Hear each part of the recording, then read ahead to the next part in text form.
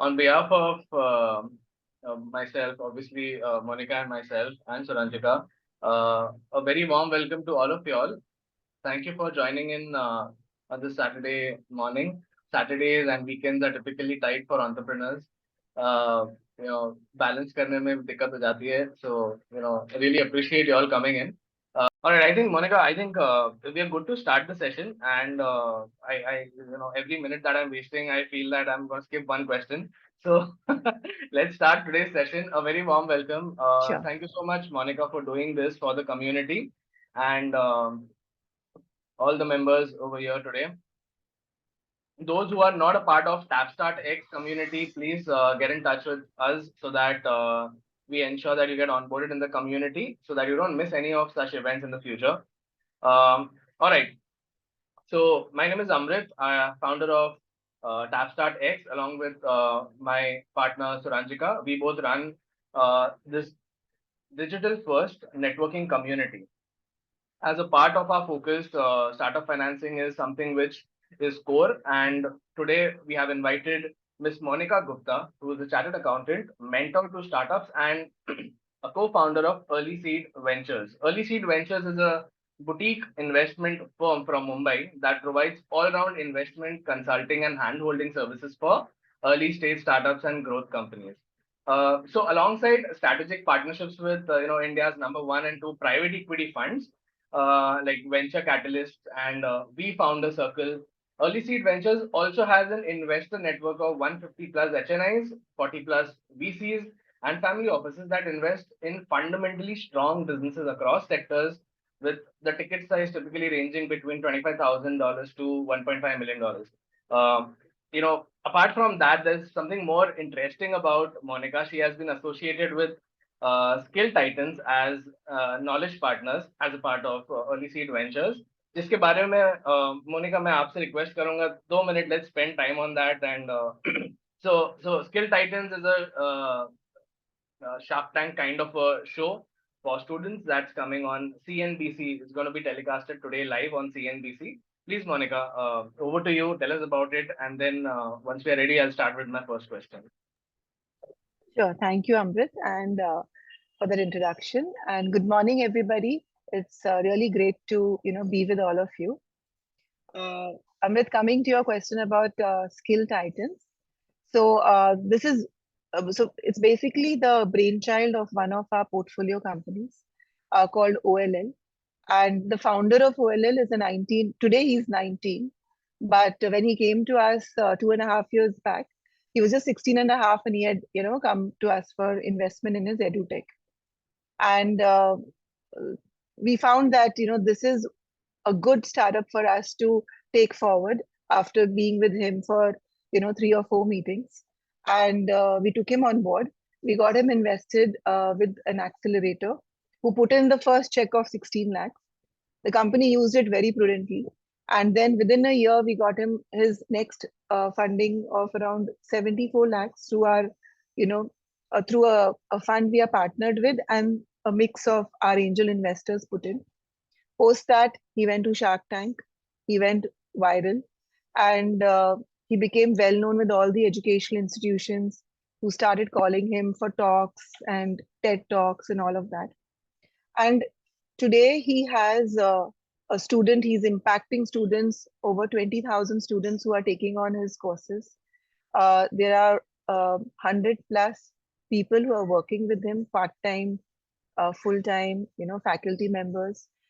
And that's when he thought, like, if he, being a 19-year-old kid, can do so much, why not? And he had to go. He had to convince a lot of people before he came to us. He was rejected by a lot only because of his age. So he said, if I can do this, why not I, promote entrepreneurship amongst the school children? And he went on a nationwide. He wanted to do a nationwide competition with children in the with grade 6 to grade 12, and post so wherein he so there were schools all over India who participated in this, and we had, I think, more than 1 lakh students through 205 schools who participated, and also individual children who came directly to the website. And we were the knowledge partners for this whole program, where we had structured the parameters for judging evaluation with schools, because the teachers are not evaluators, so we had to bring all of that. And then we had the final 250 students, and we had this zones, west, east, south, north, and the semi-finals and all are being telecast on CNBC. Today is the South Zone telecast, and it's been an amazing experience, Amrit. I mean, where we seeing students uh, coming up with such amazing ideas. So, like I was telling you earlier, we really thought like, okay, this means our future of India is in safe hands, because they are all, most of them are talking about impact, circular economies, what they can do to bring, to do things commercially as well as socially. And I mean, amazing. It was an amazing experience. Right, right. I think we'll get a glimpse of this event today on the CNBC channel at Yeah. 4:30. So really looking forward to experience this and look at what young India is, speaking about, thinking about. All right, so let's quickly dive in today's session. All the members are waiting eagerly. So let me bring the first question, which is as simple and as straight to the point. What do investors look for in a company? Hmm. Before investing. Okay. Yeah. So a very relevant, and I think in today's times it's very relevant. It's always been, but uh, so the mindset of investors have also been changing, in the last 3 years, I would say. See, before I come to the actual mindset of the investors, let me put in a little context to what I'm building up. So when we think about startups today, it's always synonymous to fundraising in today's ecosystem. Okay. And while funds or capital is one of the catalysts to growing a company or to growing the startup, it is not the only thing. There are a lot of other uh, metrics or aspects which are involved in the growth of the company. And what happens is, when you start fundraising, a lot of time and effort goes in this aspect. So it has to be kept in mind that the other aspects, which are equally important for the growth of the company, should not be left out, right? And so in 2016, we had only some 470 startups registered in DPIT. Today, there are more than a lakh, right? So the competition, and this is only people who have registered. There are, on a daily basis, we come across startups who have not registered. So it could be three times this number easily, who are, they're looking for, many of them are looking for funds. And the in 2021, we had a massive inflow where Indian startups had got funding. It was, I think, to the range of some $38 billion, if I'm not mistaken. And if you all recall, there were almost 44 unicorns in that year, which was cumulatively more than all the unicorns which had come up so far. And then it went little down. In 22, we had around 25 billion dollars invested in Indian startups. And in 23, you'll be surprised to know that it's just been a little above 5 billion. So coming to the point is that this ecosystem of startups, it's being equalized now. Unicorns have come down. There's only been one in 2023. And investors are now becoming more conservative while they're evaluating companies. So what are the things that they're really looking at? Um, let's get to that. Uh, so apart from the fundamental thing, that what problem are you solving and how big is the problem, which is your target audience market, which is important. Also, and what is the solution you're bringing? That, of course, has to be something which is unique.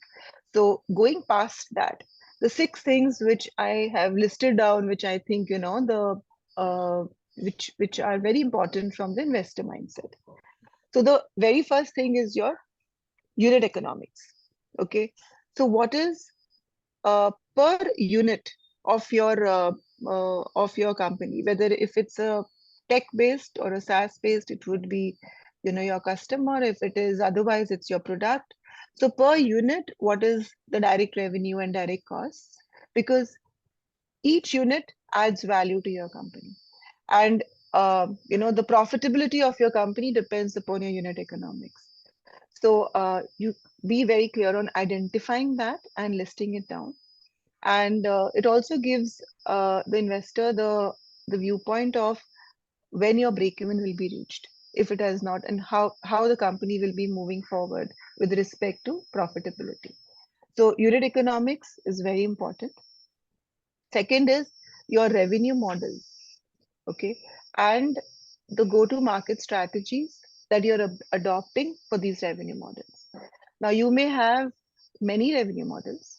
It could be, your one time sell, it could be your subscription model, it could be transaction based model, it could be also white labeling. So you could be having many kind of verticals in your business. Um, how clear you are about each of these verticals, and have you identified the go to market strategies for each of them? Have you laid it out? Have you laid it out in terms of vision? Is it coming forth in terms of your projections? Are you clear about the gross margins of each of these verticals if you're putting it down? Because what is also important is that are you what they are going to see over here is, if you have listed down say four verticals, and if you're giving in the gross margin of each, and if you're giving how much importance you're giving to each of them with respect to your profit margins. So that would be the second, the parameter. The third would be how sustainable is your business model. Okay, the sustainability of the business model. So what do I mean by this is, of course, it has to be commercially viable. That is important. But how scalable it is, how aware of your competition you are, and how are you combating that. Like you could be having a first movers advantage with respect to your product, but it can't last for long. So then you will be having other competitors coming in, and how are you going to be, how have you envisioned that, and how are you combating that? Then it could be your how resourceful you are. You would be getting are you only relying on investor funding, or are you also looking at your operating cash flows, and how you trying to increase that, or how you trying to in build on all of that? What is your plan B in place if the plan A doesn't work? That is important. And nowadays, we also look at the circular economy, or if you are paying attention to impact, or if these things like your carbon credits, these may not be your focus areas, but are you also looking at that, because these are becoming very crucial in today's time. So that would be like the third point. Fourth would be balance in your founding team.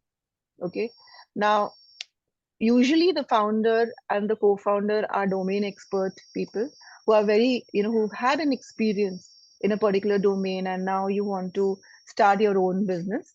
It normally is like this, but there are a lot of other aspects to making a company successful, which is your finance, which is legal, which is technology, which is strategy, marketing, customer relationships.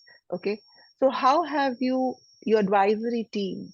Um, I know initially you can't be having everybody, but is there, like, have you thought about it? And if not, who are the current people in your team, and how are you building on that? Have you thought about it? And currently, who's doing it? So very often, what happens is, when we've witnessed this in so many companies. Like when you start and they're getting the term sheets, they're taking a lot of, either they are, because they don't have a legal team in place, they are just saying yes to everything, and then later on it turns out to be very expensive for them, because they have agreed to so many clauses, they didn't pay attention to that कि अभी नहीं चाहिए बाद में देखेंगे, but they've given out so many rights away. So have you thought about all of these things? Or when certain statements, certain projections are asked, financial modeling is asked. They take time to bring it for the, and then the investor loses interest. So all these things, are they, who's handling it? If you can't hire a full-time person, have you at least made arrangements for the team to have these in place? Then comes uh, the founder himself. Okay. And if I were to put uh, a percentage to, how much percentage I would give, for me, 80% of my weightage would go on the founder. Uh, Baki 20 and all the other points. Because as a founder, you are the driver of your car, which is your business. And you can halt it, you can take it at breakneck speed, or you can take it on a cruise. It's up to you. You're the one who's handling everything, who's taking the decisions, getting people to help you take decisions, all of that. So the qualities that, we would look in founders are primarily resilience or patience. Once you start your fundraising journey, it's a long and tedious process. So you have to be patient, and not only in fundraising, but also in a lot of other aspects. It sometimes takes time to fructify. Are you going to be impatient and impulsive, or are you going to be taking thought after calls? Then there would be ability to pivot. So business always doesn't happen like this. There are times when you have to go up and down, right? COVID came and nobody knew about it. So there can be a lot of such situations where which is not in your hand. Are you having a rigid mindset, or are you open to looking at the situation, taking calls and pivoting? So that is an important aspect. Again, how big a hustler are you? You know, so when I say hustling over here, I mean you have an end goal in place which you have specified, and what are the means by which you would achieve that? So how passionate you are about achieving it, you know, that would be another kind of a mindset we would look at. Are you just doing it like okay, it's a money making thing, or are you really passionate about what you're talking about? Because the whole ball game is different. If you are really passionate, you love it, so you will want to do, know more about it, get more people involved. So it's a lot of difference between these two. So that is another thing that we would look at. And yeah, I think yes. Now, the sixth point that I have listed down is corporate governance. Now, we are seeing a lot of companies going bust in the last 1 year. Okay, uh, and many of and we've witnessed so many of them in all these spaces. We've got a lot of known companies which are going busted, and many of them, if you see, they are mainly due to the lack of transparency, or lack of corporate governance in that. So for us and for most investors, that becomes very paramount. What are the processes or principles that you have envisaged for your company? Maybe they may not be fully applicable right now because you're just starting out, but have you thought about it? And if you have, what are the things that you're putting in place? So for your accountability, for your transparency, for your responsibility, what are these things that you are putting in place, right?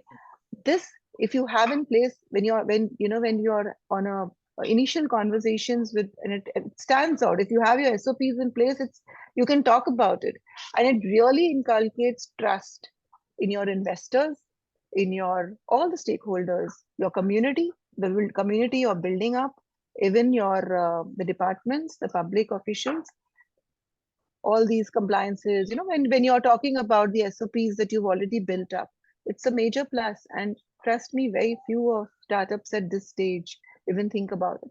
They always wait for it, बाद में देखेंगे.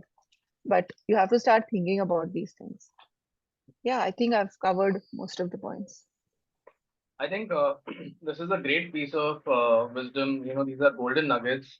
I myself, I was just also noting down all these things so that unit economics, the revenue model, how sustainable is the revenue model, and then we talk about the balance in the founding team, the team basically. How is it? What is the composure of the team, and what is the balance? The founder is the key influencing factor. Again, it could be subjective, but then yes, by large, and the corporate governance, the compliance, and how are you planning to handle that? It's not, as you rightly said, day zero पे हर चीज नहीं होती, लेकिन एक thought होता है कि जब वो एंटिसिपेट कर रहे हैं कि जब वो होगा तब how are you gonna handle it. It's not be that, it should not be that the person has never thought of it and भाई आप वो इंडस्ट्री में जा रहे हो लेकिन आपने कभी सोचा ही नहीं उसके बारे में. So Yeah, that's a red flag. So I think this is great. Let me just steer this forward to our next question. That what is the best stage to look for funding?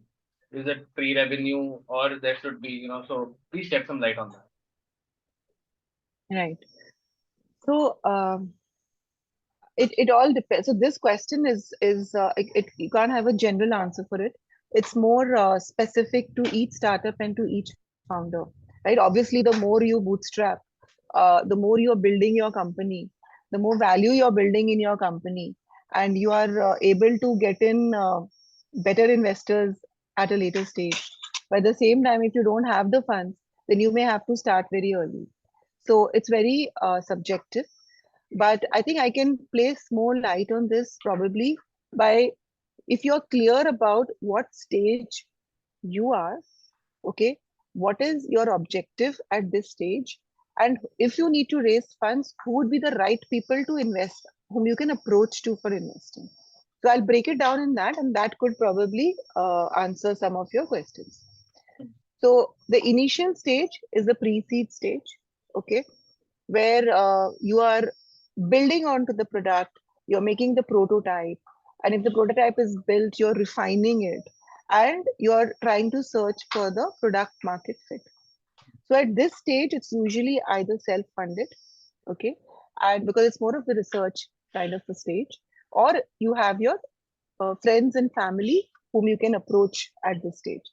Now, again, when you're talking about friends and family, it is important for you to inform them, about the asset, it being a high risk, high return asset class, and they should be aware of. I mean, I would recommend that because we've seen a lot of relationships getting affected when the startups don't work at a later stage, and this is the most riskiest stage, right? So that is the first stage. Then you go on, it becomes, the next stage comes now when you are trying to acquire the users, and you're maybe your first paying users, okay. You are now also looking at rapidly scaling these number of users. You are looking at building new features in your products or fixing features so that you can start accelerating the number of users, more people come on board. It could be giving them free use, it could be, and then later on building them from freemiums to premiums, all of that. So here you will have accelerators coming in, angel investors coming in, micro VCs coming in. Then comes your stage of your Series A or your pre. Nowadays it's broken down even into pre-Series A and Series A, but I will, you know, for explanation, let's move on to the Series A. Now here you are now looking at monetization. You've got your number of users in place. Now you want to build up on your you want to scale up. So here it will be, you're now looking at VCs, and this is also a point where at least one institutional fund should come in at this stage, so they can put in a little bigger money, right? And then you're into your Series B stage where the focus is completely on marketing, brand building, building the name of your company. So you're having multiple VCs now coming in, the Ps coming in, and you might even have some minor, smaller acquisitions, coming in. So this is could be your Series B, and then you go Series C and onwards, where it's purely the PE funds, strategic investors. So strategic investors also, I'm talking about the bigger companies. Smaller strategic investors can come in your previous rounds also, and if they come in at your seed round and your earlier rounds, it's a great validation. If people who are coming in, putting in a small stake, it really shows validation for your company if you're able to get some strategic investor with a backward forward integration in the initial stages. Now, the point is identifying which stage you are and identifying an investor and then going in only for those investors. So if at a series or if at a seed stage you go for a PE fund or a VC fund, you're wasting your time as well as theirs. So you need to know what is the who's the investor who would be interested in that stage in the company. Also, I would say that you should also study about the investment thesis of the investor, you know, because many of these all investors mostly, some of them are agnostic, but many of them are having particular spaces in mind because they want to build up, say, on the edutech space or on the healthcare space because they want to cross sell and they want to help the startups also, grow in business. So identifying and knowing that is great when you're pitching to these investors. Yeah, I hope I've answered your question. Over here, I would also like you to spend a minute maybe on highlighting what strategic investment is and what are these kind of investors looking at when they're trying to make a strategic investment or a founder is seeking for a strategic investor. Mm. Okay, so let me answer that with a real life example. uh, Now OLL, right, which is a company, it's an edutech company, and what they do is they have online classes, and they have a lot of B2B clients. Like their B2B is schools, okay, where they are offering classes in robotics, where the schools are not offering, but they are offering. So B2B mein unka target client is schools. Now, one strategic investor for them, whom we brought on the table, was uh, a company which supplies uniforms to schools all over India. So this company is been in this business for more than 10 years. The third generation company. In fact, I think 20-25 years plus. And they are access to more than 5,000 schools to whom they are supplying uniforms. So when they invest in the company, they also invest with the angle of introducing them to all of those schools so that they can increase their revenues. And for such investors, normally there is a different valuation which is worked upon, because these investors will also expect that, because these investors are helping to build value in the company. So over the next 3 years, what the company could have done organically and what it's coming with such people coming on board is going to be an immense difference. So um, such kind of investors, who can add value, who are in the target client is similar. So this is one kind of strategic investor. Another kind of strategic investor is where one of the companies we were working with, they're into the defense space. So while they were looking at, you know, rocket, okay, they were doing the manufacturing. You would have heard of them. They are called Skyroot, and they were looking for funding only for their manufacturing the rocket space. In the background, one of our family offices came up and said, they were in the engineering space. They said, we would like to come up with component manufacturing. And we would like to set up something with them in component manufacturing, because they are, if ISRO is approving of them and if ISRO approves of these components, I can take it to NASA and the companies in Europe, because I already have a ready approval of here. So they helped them with, so we worked out a model for component manufacturing. This was a backward integration for this company, and that increased the valuations a lot. So these are, the backward integration, forward integration, same target clients. This is what I mean by strategic investments. I think this is an excellent sort of overview of what strategic and this gives a lot of perspectives to founders as to how they can broaden their thoughts in terms of thinking about investors, not just as money or capital providing entities, but also strategically complementing the business in terms of either driving the growth of or having backward integrations, like you said, right? Efficiencies. All right. So my next question, that's what are the different metrics that investors look at when we are guys, I'm aware of the questions that are coming in the chat box, and my team is curating that. We will definitely take it up during the Q&A towards the end. I'll just like to, there are a couple of more questions that I'd like to cover, and then we can go to Q&A. So yeah, what are the different metrics that investors look at? As simple as that. Okay. So, see, most of the companies today have tech involved for the scalability aspect. So, the normal metrics that are looked at, the usual metrics that are looked upon by the companies are by the investors are, first of all, it's your MRR or the ARR, which is your monthly revenue rate or your annual revenue rate. The first thing that they look at. Second is how profitable are you? So what are your gross margins? What are your EBITDAs? This is looked at by them. Then we have your, your daily active users on your platform or your monthly active users. That third would be the next one would be your burn rate per month, right? And when when your plan, that will also give them a definition, an idea of when you're expecting to reach the break-even point. uh, CAC again, your acquisition customer acquisition cost is very important. They will compare it to your average order value, so to see how that works out. They will also compare it to your lifetime value of the customer. Um, that is important.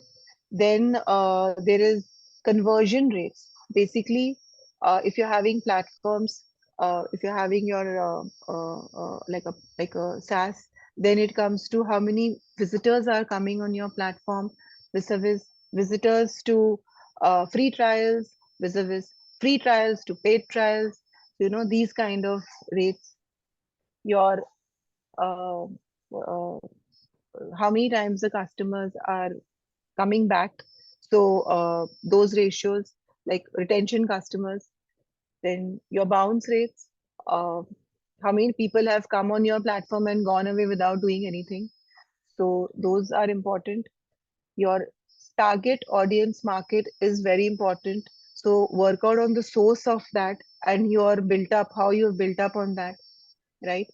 Uh, then again, yes, your organic traffic which is coming direct to your website, also the traffic which is coming directly to your website and which is coming to, if you're part of any other aggregator models, so that is looked at. And your organic traffic, which is unpaid traffic, which is coming from the searches, or it's like, that again is looked at. For those startups which are not heavily into tech, it could be your expected, now here it will be your projections. So your pipelines will be looked at, it will be asked for. Then again here the yeah, this is important. If you're having in such cases, who are your target clients, who are the clients you actually have, and what is the concentration of percentage amongst these clients. So like one of the startups that approached us was having great business, like almost 2 crores he was having in a year. But when we actually broke down and saw that it was just one client who was giving more than a crore, contributing to the revenue. While this is good, but it's also, if what happens if that customer is no longer there, so then you come down by 50%. So is there too much weightage in these revenues, these clients? So such metrics are seen.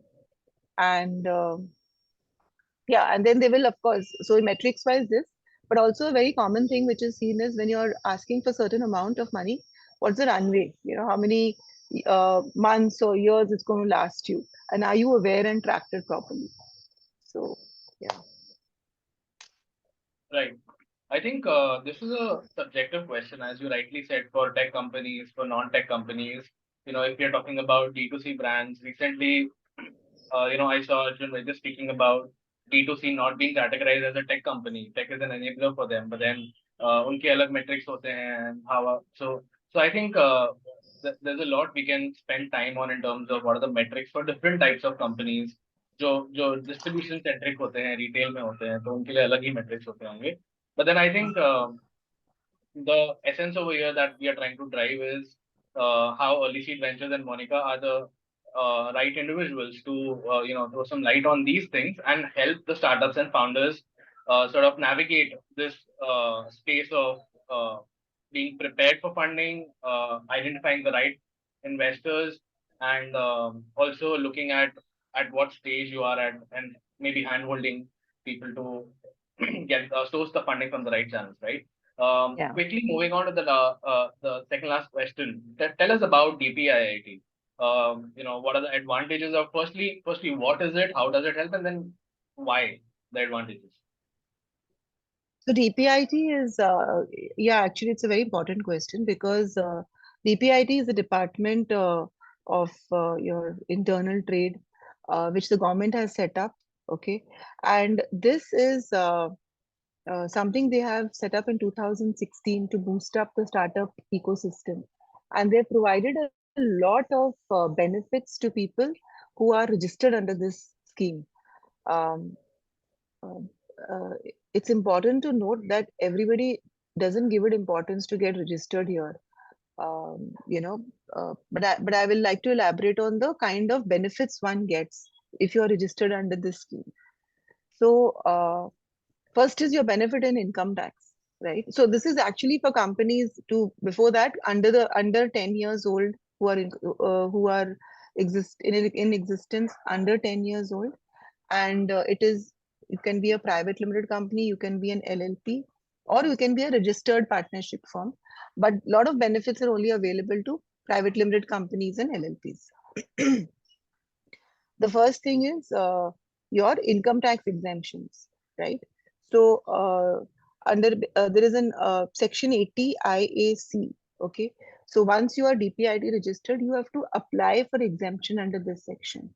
And what this gives you is it gives you a tax once it's approved, and it's normally approved. It gives you a tax holiday for 3 years for not paying income tax. Okay, and you can choose those 3 years in any of the 10-year span, but it's consecutive 3 years. Then you get exemption under section 56, which is exemption under angel tax. Okay, a lot of people are not even aware of angel tax. Okay, we get susceptible to that. So what is that is, if there is a fair market valuation done of the company and you are raising money which is beyond your, say the fair market valuation is 10 crores and you're raising at 15 crores. So the 5 crores that you have is actually more than your fair market valuation. So if you're not registered under DPIT, this could be taxed to you. The company could be taxed for that extra 5 CR.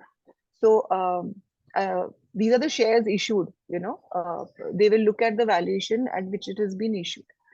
So this is basically for them to siphon off the black money, where and this is only where resident angel investors invest. So it's not applicable where NRIs invest or where funds institutions invest. This is typically for resident angels. Um, Again, there are a lot of grants which the government has given. So you all should look at this. Uh, the Startup India website, as well as there is something called myscheme.gov.in. Okay, both of these will give you a wealth of information on what all things you can apply to, and you can go through the parameters for the grants. There is a seed fund scheme, okay, wherein the government is giving seed fund to incubators. They've given to almost 300 incubators, and they have also these incubators are then giving to companies. So they it's very easily, if you understand the parameters, you can apply to the right incubators and you can get the money. Then again, there is, so state-wise, sector-wise, there is, grants have been given. Again, space-wise, okay, so if you're in a particular space, you can apply to that particular grant and make use of it. There is also Startup India Investor Connect, okay, And when you go in the same website, you will find it. When you go there, you will find that for startups, if you register over there, there'll be some 100 parameters that they will ask you, literally, okay? But they will connect you to the right funds or the right investors, because they also have, I mean, I was just checking as on today, what was the status? They are like uh, 5,300 plus startups who are registered and 119 investors who are registered. Now, these investors are basically funds. These category one, SABI registered funds, because the DPIT also gives. They have a almost a 10,000 crore fund which they have given to these institutions as a fund of funds through SIDBI. So all these funds के investment thesis क्या है is on that uh, is on the website. So they will do it's matched through AI. That is why they ask you so many parameters, and they will uh, right investors को right companies से matchmaking कराएंगे. So many people are not even aware of all this, but these are things you can do yourself. And then there is the credit guarantee schemes. Okay, so a lot of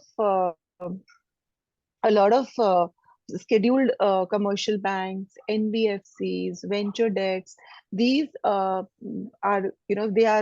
they can give you funding or loans if you're registered under the DPIT and if you meet the parameters of these credit guarantee schemes. And it is not a rocket science to do that. So again, I was checking the status as of November. It's almost 132 crores of loans have been given to 46 startups. An interesting fact is, out of them, seven or nine, seven startups are women. So it's almost 20 women-led co-founders. So they are almost 20% given to them. So there's a lot of value if you are going to be, registered under the DPIT scheme, and you can do it yourself. There is no charges for it. You can just go online and do your registration. I think the general confidence of the masses on the government systems has to still be built, because the kind of efforts government is putting in, the kind of resources government is putting in, there's a general sort of notion in people that we'll not be able to access it, and and that is changing, right? Initially, there weren't such portals where you could discover the right uh, stakeholders in the ecosystem who you could connect with or work with or access the funds for that matter, right? So I think that has to improve, and organizations like yours or ours are more focusing on how we can bring these two things together, right? Even No, one of our yeah, sorry. Yeah. yeah, yeah, that's what this is. Our one of the previous sessions were also focusing on government grants. She's a mutual friend, Palak, who takes care Yeah. of grants, and yeah, that's what that has to happen. You were saying something. So just I mean, one point which in your conversation came out is earlier it used to be like this, but now we are seeing seeing startups who are coming to us saying कि हाँ grant मिला है अभी, we used a 50 lakh grant, or we used a 25 lakh grant, and now we are looking at the next round. In fact, one of our portfolio companies who's into the metaverse space, they have already got a grant, and they have applied for the next one also, which they've already got a grant of 50 lakhs, and they've applied for the next one, and they are very confident of getting that, because the government is promoting certain sectors very aggressively. And if you can just crack that and go through it, spend some time and do it yourself. You if you can, there is these all startups are doing it themselves and coming to us. We are not we are not sitting and applying for them. They're doing it themselves. A lot of startups are coming to us after their grants. This is just one of them. They have, I would say, at least 10 to 15% of the startups now have got grants and they're coming. They just applied a little bit of time and effort over there. Right. I think this is great. The last question that I want to cover, and let's keep this quick. I'm sure this may take some time, but data rooms is something that a lot of founders need to be aware about, and it's a sort of a hygiene thing, right? So, what are data rooms and why is it important? So see, when you start with your rounds of investments, you will be meeting a lot of investors uh, over a period of the next few weeks or months. and most of them will have common questions after your first pitch gets over. And usually in the second pitch, they want to see your financial projections or your valuation report or your pipelines. So um, what we've seen is, if the many of the founders do not have a data room concept, they're like, "Jab पूछेंगे तो देंगे," that way. And what happens is, when these things are asked, they take some time sometimes to update it and then to send it across. You might lose the investor interest in that, but the next week or 2 weeks, if you take so much time. So it's always better to keep it updated, right? Now, what are the elements that are there in your data room? It is uh, everything pertaining to the current status of your company, which you would want the investor to know. It would be, of course, your pitch deck, your elevator pitch deck, one pager with all the numbers in place, and keep updating it, because every 3 months it will get outdated. uh, your next 5 years financial projections, your next 5 years cash flows. Okay. If you have done a valuation, then a valuation report of that. Your order pipelines, confirmed order pipelines. Uh, if you have raised in the past, then your previous cap table, your who's at what rounds, who came in, at what valuation they came in, with your cap table, in that cap table details in that. And very importantly, please always keep your MIS, last 6 months MIS ready, because that is actually showing you're projecting a lot of stuff, but your last 6 months MIS is very important. We've seen clients, we've seen investors losing interest in the startups we are promoting, because they don't have their MIS ready, or their CA is not available at that time, or accountant is not available to give. Keep it ready. I mean, don't wait for them to ask you. These are questions which any serious investor will ask you. If you have if you have raised amounts earlier, in your due diligence reports, if they are there, this becomes very important. Your financial due diligence, your legal due diligence. So these are basically most of the things in the data room which should be ready. Right. Requesting all the members to feel free to drop the questions in the community, which focus on the conversation today, and we'll be happy to get responses from Monica, and they come to you, because obviously it's a topic which you would want to know more about. And right now, since it's a Saturday, and since we just have 1 hour and we have about 7, 8 questions, which I'll have to be meticulously picking the right questions that we ask. We'll quickly go on to the Q&A round. Also, as a part of the topic that we just spoke about, the data rooms, we'd be happy to do an article where we could take inputs from Ms. Monica, and drop an article in the community that can highlight the data rooms more in further detail, which you can read at your leisure and get clarity on that. And I think a good amount of resources are available. So the first question is from Bharti. Would an investor be interested in a pre-existing profitable business who is now looking at an expansion through e-commerce and international markets? 100%. 100%. If you're pre-existing, you're making revenues, that is exactly what the investors are looking at. Again, provided all the other parameters, you have kept you have your projections in place. You're very clear about the vision that you have. You know how much you want to raise and how you're going to deploy that raise. Where is it going to take you in the next, how much time is it going to take you forward? And after that, what is your next raise plan? If you have these things very clear, then of course investors would be interested. Thank you. Kritarth asks, for an FNF round, what kind of investment instrument is ideal, considering neither of the party knows the valuation of the company, plus evaluation process is expensive and might act as a neutralizer for the raised capital? Yeah, it's a very valid question, and it's a very practically faced problem. Your potential may be huge, but you've not done anything much right now. You're still building on stuff. So usually convertible notes work over here. What I mean by convertible notes is that it could be a CCD or a CCPS. wherein at a later date you're converting it into equity. And in this case, when it is, the terms of your conversion could be decided your with your advisor, whoever is advising you, because individually a lot of factors need to be seen with respect to your projections and your vision.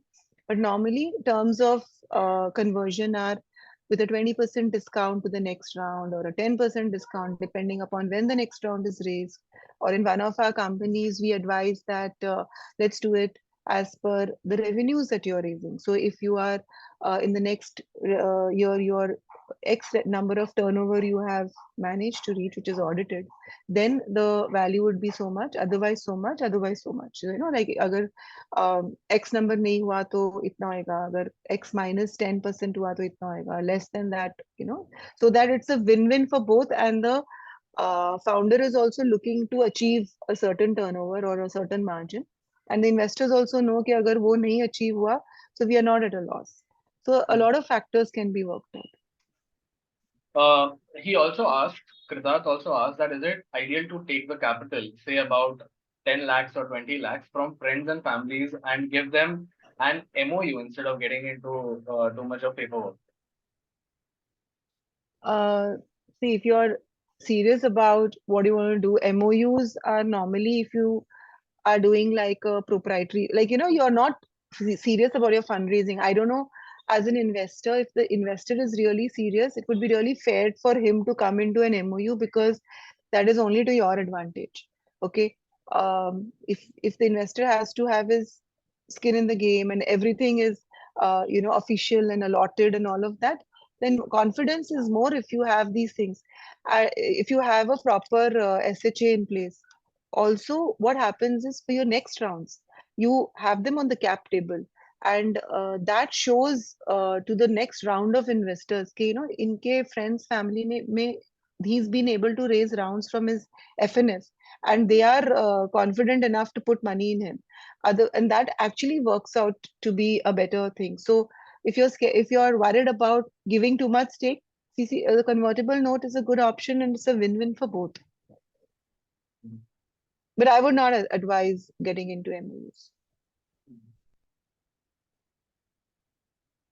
Right. Okay. The next question is from Honish. Does the presence of a lead investor increase the probability of getting funded, especially before Series A? Yes, it does.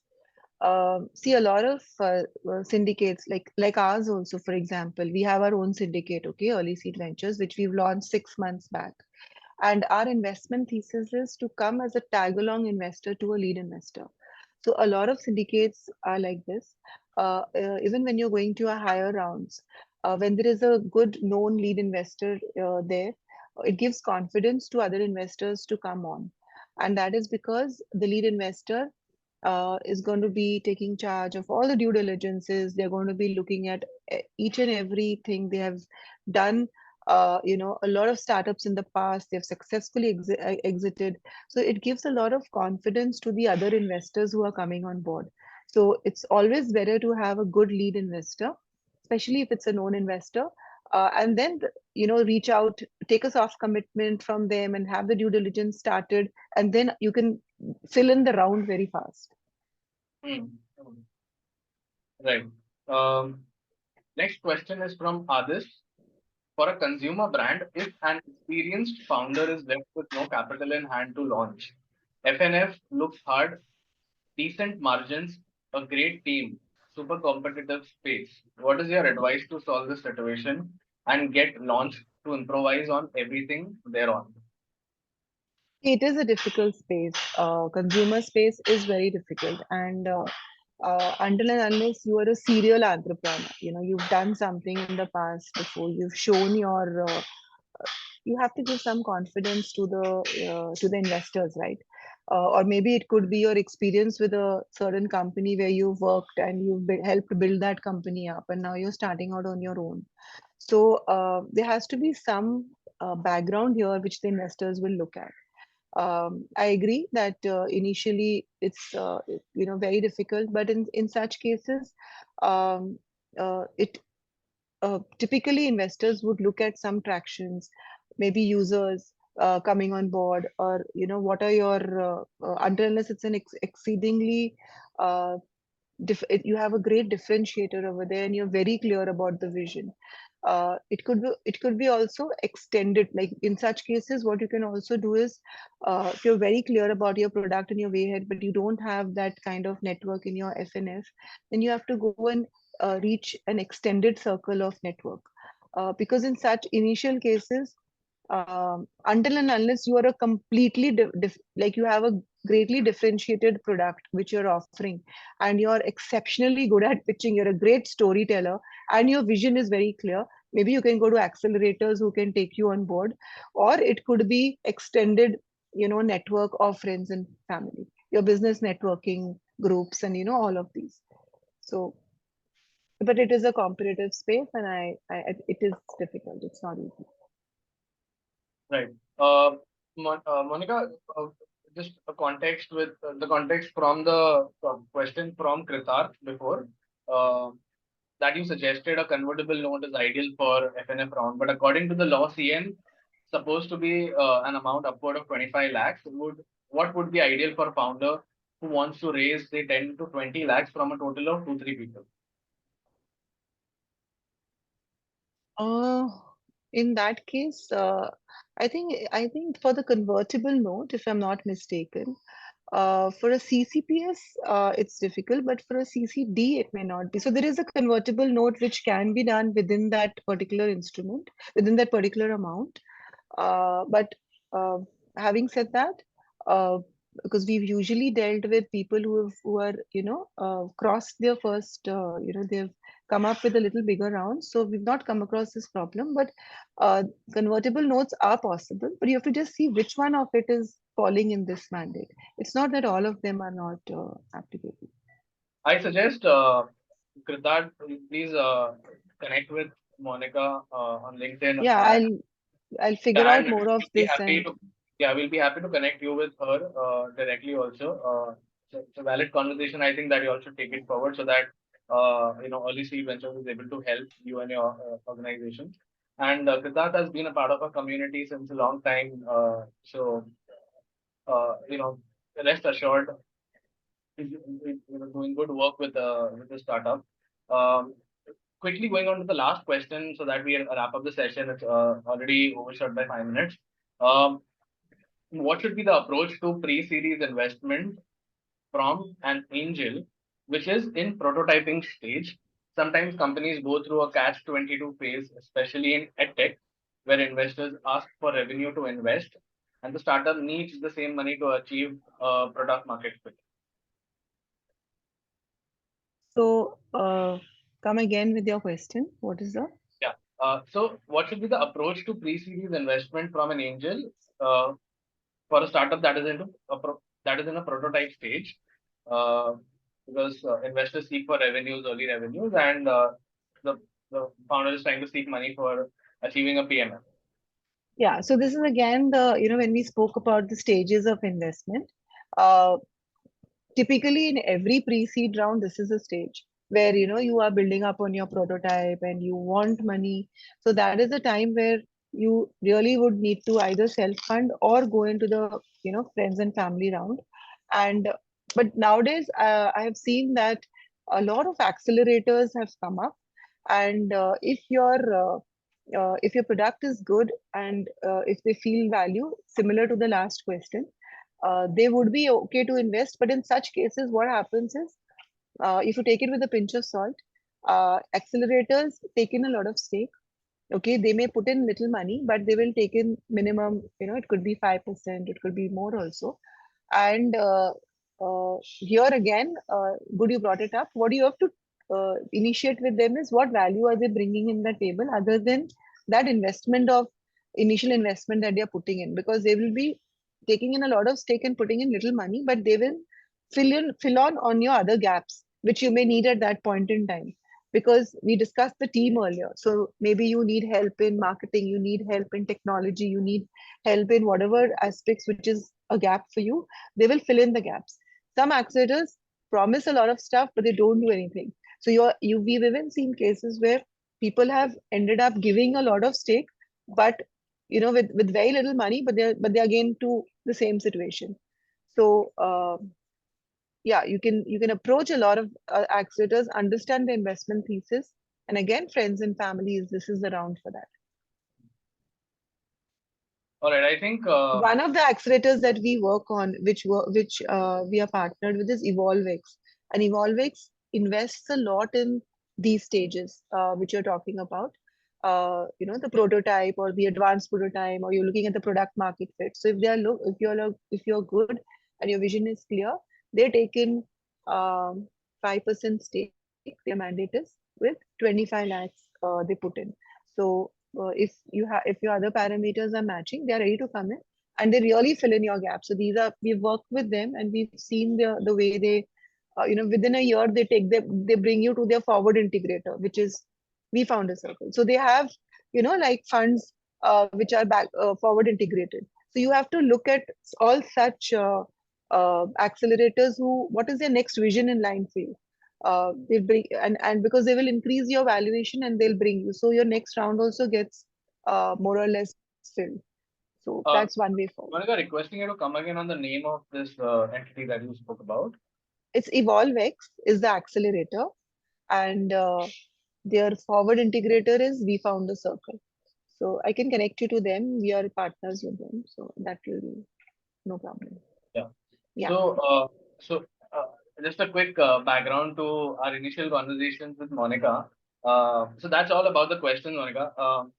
The initial conversations with Monica was we met at an event in Mumbai, and that's how we discussed about how we are building a network of founders, startup founders, and the philosophy is basically that how we can impact the failure rates of startups in India. It has to reduce. It's around 80-85%, and it has to go down. And the kind of wave that's coming in, right? There has to be a supportive ecosystem for that, and mentorship, guidance, capital, and the enablers around the ecosystem have to be arranged well, organized well, so that founders can take wise decisions and have a sort of a hand-holding bit on the journey of what they are building.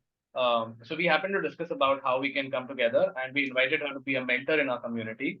And this was one way of getting started with Monica and her firm Earlyseed Ventures. And while we roll out our platform that allows you to systematically approach Monica for a mentoring session, until that happens, which is around the corner. Uh, in case if you want to get mentored or you want to reach out to Monica, please get in touch with us. With whatever checks, we'll be happy to connect you with the firm, and I think Monica will be happy to help you out in your pursuit, right? Yeah, And 100%. I'll also put on my email ID in the chat. So if there are any questions which are missed out, so you can approach me there. And yeah. yeah, that's kind of you, Monica. Thank you so much. And on behalf of the entire community, thank you for doing this session. It was immensely valuable, and all the wisdom you shared, all of them are, golden nuggets. We are going to do a summary of this session and share it with our community so that those who missed should not miss out on the wisdom that you shared in today's session. We look forward to diving deeper into certain more complex concepts of investing and fundraising. And I hope that this collaboration goes a long way in impacting the larger ecosystem of startups in India. Right. So thank you so much for doing this, taking time out on a Saturday. Until next time, any closing statements, Monica, before we wrap up? No, I mean, it was a great session, and thank you, Amrit, for arranging this. Uh, it's always a pleasure to be connected to founders. Y'all are doing a great job because y'all are taking the economy forward, the Indian economy forward.